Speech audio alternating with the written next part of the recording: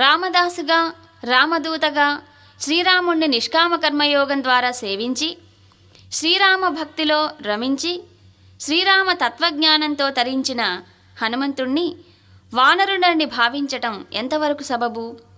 శ్రీ గురుదేవులు చెప్పినట్లు నరహవా అంటే ఆయన నరుడా అని ప్రశ్నించుకోవాలి. వానరుడిగా జన్మించి నరుడి కంటే ఎన్నో మహత్కార్యములను సాధించి నారాయణునితో సమానంగా పూజలందుకున్న హనుమంతుణ్ణి ఉపాసించటం వల్ల శారీరక వ్యాధులు, మానసిక రుగ్మతలు, బుద్ధిమాంద్యము అన్నీ తొలగిపోతాయి.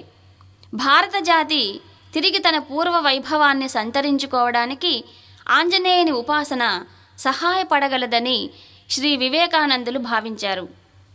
రామబాణంలా దూసుకుపోతూ రామకార్యం అయ్యే వరకు విశ్రాంతి తీసుకోకుండా సముద్ర లంఘన సమయంలో మైనాకుడు అందించిన మర్యాదలకు పొంగిపోకుండా లంకలో తోకకు నిప్పంటించి నగర వీధులన్నీ తిప్పినప్పుడు జరిగిన అవమానానికి కృంగిపోకుండా కార్యసాధనలోనే దృష్టిని నిలిపిన కార్యశీలి హనుమంతుడు.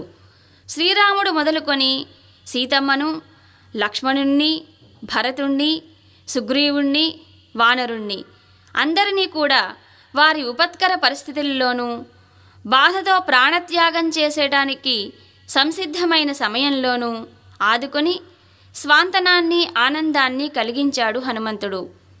సీతాన్వేషణలో ఎదురైన అన్ని ఆటంకాలను సమయస్ఫూర్తితో ఎదుర్కొని ఎక్కడ ఎలా చేస్తే స్వామి కార్యానికి విఘాతం కలుగకుండా ఎక్కువ ప్రయోజనం కలుగుతుందోనని ఆలోచించి కార్యాన్ని సాధించిన మేధావంతుడు. బుద్ధిబలము, యోగశక్తి, శాస్త్రజ్ఞానము, ధైర్య సాహసములు, సమర్థత ఇలా అన్నీ తనలో ఉన్న సుగ్రీవుని దగ్గర ఉన్న వానరులలో తాను సామాన్యుడనే అని చెప్పుకున్న వినయశీలి. లంకానగర ద్వారంపై కూర్చుని శ్రీరామ లక్ష్మణ సుగ్రీవులకు జయజయధ్వానాలు చేసి తాను శ్రీరాముడి దాసుణ్ణి అని ఎలుగెత్తి ఘోషించిన ధైర్యశాలి. ఇన్ని మాటలెందుకు?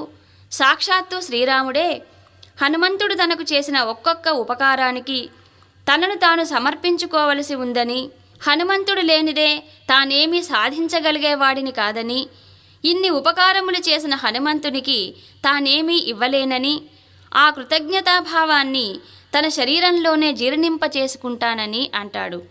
కాబట్టి హనుమంతుణ్ణి కేవలం ఆకుపూజలతోనూ, వడమాలలతోనూ, సింధూరంతోనూ పూజించి తృప్తి పడకుండా ఆయన దివ్యమైన వ్యక్తిత్వాన్ని ఆరాధించి శ్రీరామతత్వాన్ని అందుకుందాం.